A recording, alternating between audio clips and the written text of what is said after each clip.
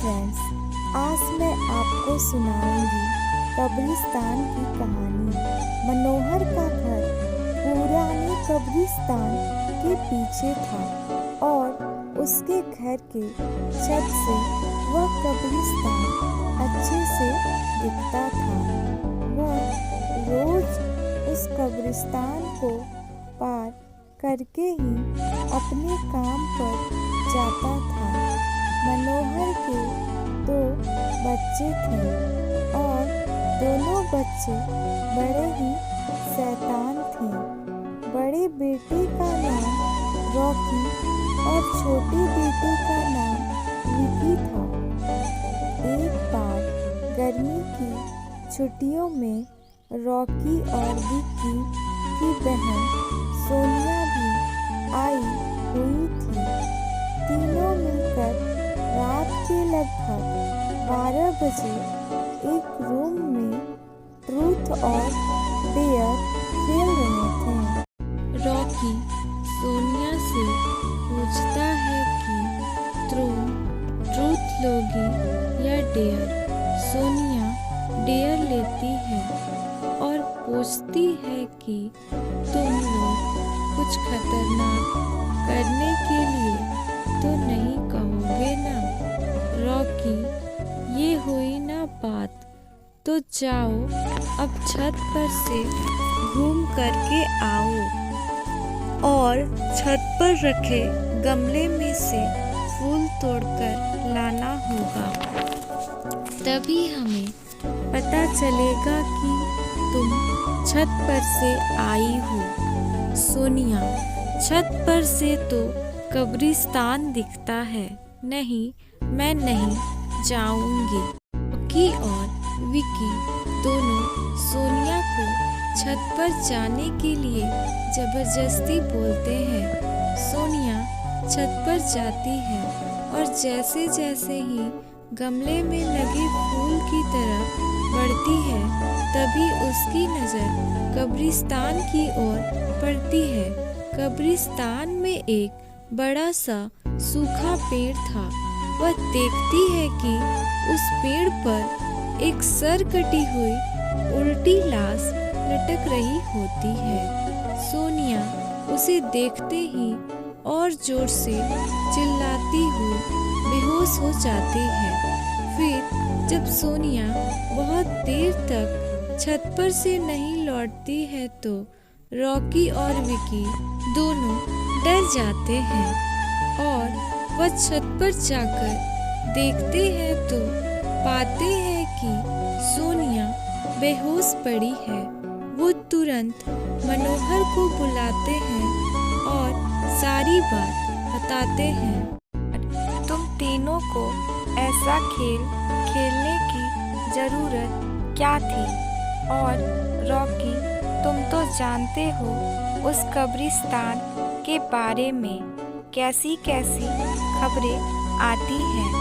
फिर भी तुम सोनिया को रात में छत पर जाने के लिए क्यों भेजा? रॉकी, सॉरी डैड, मुझसे गलती हो गई। हम आगे से ऐसा नहीं करेंगे।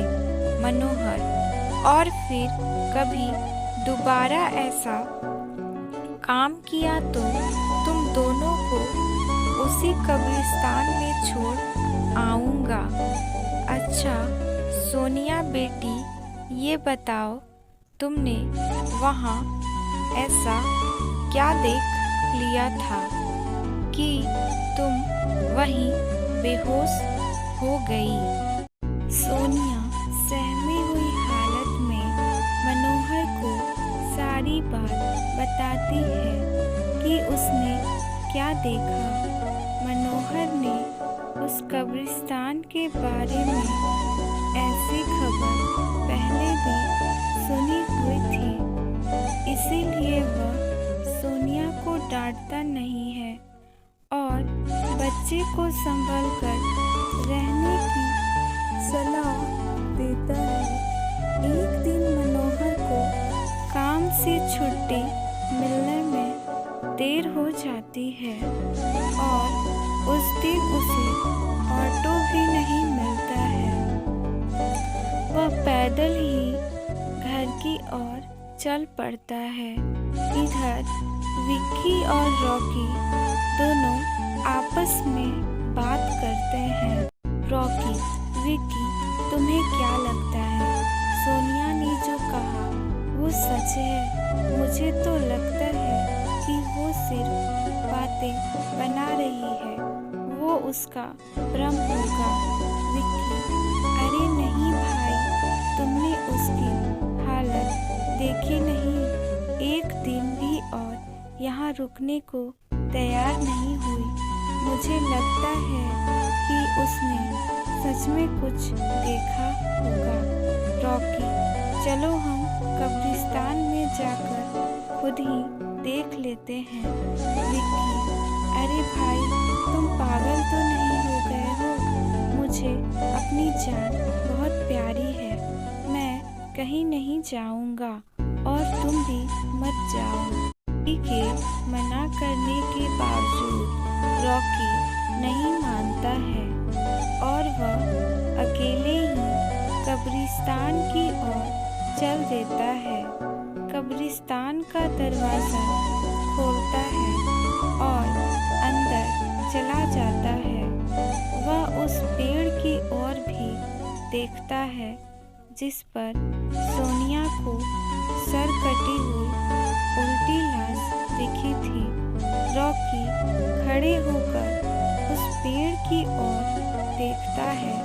तभी एक अदृश्य हाथ उसके पैरों को पकड़ लेता है। रॉकी डर जाता है और चिल्लाने लगता है, बचाओ बचाओ, छोड़ दो मुझसे गलती हो गई, मैं फिर कभी यहाँ दोबारा नहीं आऊँगा। दूसरे कोने पर एक कब्र होती है जो कि खुली हुई होती है। उसके ऊपर खून लगा हुआ होता है। वह अदृश्य हाथ रॉकी को खींचकर लाते हैं और उस कब्र में धकेलने की कोशिश करने लगते हैं। रॉकी चिल्लाता है, छोड़ दो मुझसे गलती हो गई, मैं फिर कभी नहीं आऊँगा, मुझे मत मारो, मुझे जाने दो। मनोहर काम से पैदल घर पहुँचने ही वाला होता है। जैसे ही वह कब्रिस्तान से गुजरता है, उसे रॉकी की आवाज़ सुनाई देती है। ये क्या? ये तो रॉकी की आवाज़ लगती है, ये तो कब्रिस्तान से आ रही है, मुझे जा कर के देखना चाहिए।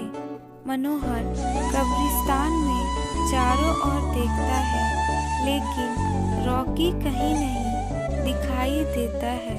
वह घर लौटकर आ जाता है और विक्की से पूछता है कि रॉकी कहाँ है। विक्की, पापा मेरे बार बार मना करने के बावजूद भी रॉकी कब्रिस्तान में चला गया। वह जानना चाहता था कि सोनिया जो कह रही थी वो सच है या नहीं। मनोहर, हमारे पास समय बिल्कुल भी नहीं है, जाओ घर के मंदिर में शंख में जो जल रखा है वो जल्दी से लेकर आओ, हमें रॉकी को खोजने कब्रिस्तान जाना पड़ेगा। विक्की वो जल लेकर आता है। मनोहर और विक्की कब्रिस्तान में जाते हैं। मनोहर जल छिड़कता है, फिर उसे किसी के घसीटने का निशान दिखाई देता है। वह समझ जाता है और फिर उस निशान का पीछा करते हुए उस कब्र तक पहुंच जाता है। मनोहर कब्र के आसपास वो जल छिड़कता है। कब्र से अजीब अजीब सी आवाज़ें आती है। विक्की बहुत डर जाता है। मनोहर, मुझे लगता है कि श्रापित प्रेत आत्माओं ने रॉकी को इस कब्र के अंदर कैद कर लिया है। हमें जल्द ही इसे निकालना होगा। तुम ये पवित्र जल आसपास छिड़कते रहो। इससे हमें वो प्रेत आत्माएं कोई नुकसान नहीं पहुंचा पाएगी। मैं कब्र को खोलने की कोशिश करता हूँ। नोहर उस कब्र को खोलने की बहुत कोशिश करता है।